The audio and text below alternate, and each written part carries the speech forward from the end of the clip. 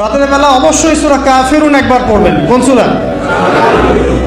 এই সূরা যে ব্যক্তি একবার করে পড়বে প্রত্যেক রাতে, আল্লাহ পাক তাকে শিরকের পাপ থেকে বাঁচাবে। কোন পাপ? শিরকের পাপ। আর শিরকের পাপ সবচেয়ে মারাত্মক। যার আমল নামায় শিরকের পাপ আছে, এই আমল নামা জান্নাতে যাচ্ছে না। এটা স্পষ্ট কথা। সূরা নিসার মধ্যেও আছে, অন্য অনেক জায়গাতেই আছে যে আল্লাহ পাক সব গুনাহ মাফ করতে পারেন, শিরকের গুনাহ মাফ করবে। তওবা করলে পরে আল্লাহ পাক মাফ করবে। তওবা করে আবার ইসলামের দিকে আসতে হবে। আল্লাহ পাক তৌফিক এনায়েত করুন, আমিন। শিরকের পাপ থেকে বেঁচে থাকেন। আর শিরক সম্পর্কে জানার জন্য কিতাবুত তাওহীদ একটা বই আছে, এটা পড়েন। কিতাবুত তাওহীদ।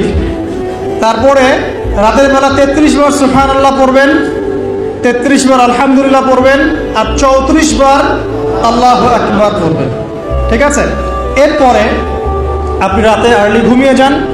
যতটুকু সময় ঘুমিয়ে থাকবেন, এই সময়টুকু ইনশাআল্লাহ আপনার আমল নামায় ইবাদত বলে গণ্য হবে ইনশাআল্লাহ। যদি দেখেন রাতের বেলা দুঃস্বপ্ন দেখছেন, দুঃস্বপ্ন যদি দেখেন তাহলে বাম দিকে 3 বার থুতু ফেলবেন, এভাবে আউযু বিল্লাহি মিনাশ শাইতানির রাজিম, এভাবে 3 বার থুতু ফেলবেন। মানে কারো গায়ে থুতু দিবেন না, থুতু ফেলার ভান করবেন।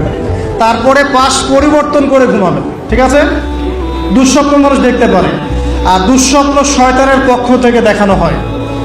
আর যদি আপনি পবিত্র অবস্থায় ওযু করে ঘুমান, আমলগুলো করে ঘুমান, দরুদ শরীফ পড়তে পড়তে ঘুমিয়ে যান, বা আল্লাহুম্মা বিইসমিকা আমুতু ওয়া আহইয়া পড়ে আল্লাহ জিকির করতে করতে ঘুমিয়ে যান, আপনি আল্লাহর হুকুমে সত্য স্বপ্ন দেখতে পারেন।